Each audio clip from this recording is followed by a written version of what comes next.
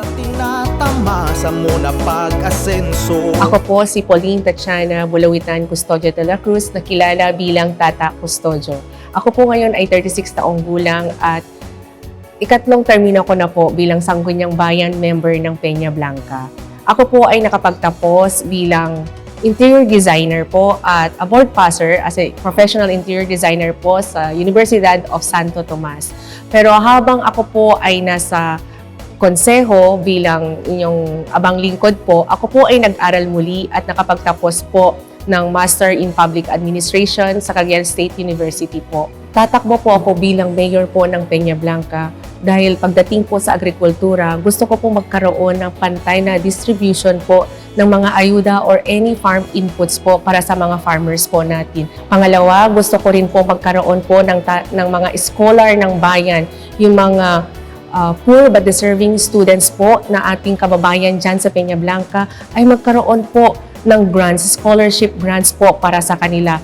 Ang isa pa po na gusto kong mangyari ay ang pagkakaroon po ng ating RHU or Rural Health Unit po for Southern area or sa Lagom area po. Pagdating naman po sa infrastruktura, gusto ko pong magkaroon ng Peña Blanca ng sariling sports complex, learning hub, and of course, amusement park para sa mga bata. Gusto ko rin pong bigyan ng pansin ang ating mga indigenous people, ang ating mga agay o agta ng Peña Blanca. Alam naman po natin na meron tayong mga agay sa Bugatay, Minanga, Avukay, and Agugaddan.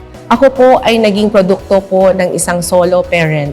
At ako po ay kaisa nyo po na isulong ang inyong mga karapatan, lalo ng mga VAUSI cases po or victims sa Peña Blanca. Kaya gusto ko pong magkaroon po tayo ng temporary shelter po sa lahat ng mga biktima ng VAUSI cases sa Peña Blanca.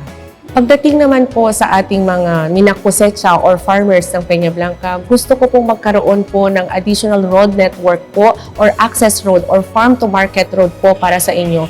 Ang dami ko na pong narinig na may mga binhi or mga sinasaka po kayo na hindi makalabas ang ating mga inaani dahil po sa hindi maganda ang mga daan. Kaisa niyo po ang isang Tata Custodio para ang bawat barangay ay magkaroon ng sapat na tubig at magkaroon po tayo ng isang water system kada barangay na nangangailangan po nito. Sa mga kababayan kong Peña Blanqueños, lahat po ng aking nabanggit ay kailangan ko po ng inyong suporta nang sa ganon ay mag-materialize po ito. Hindi ko to kaya kung wala ang inyong suporta. Sama-sama, one Cagayan, magkaisa, one Cagayan.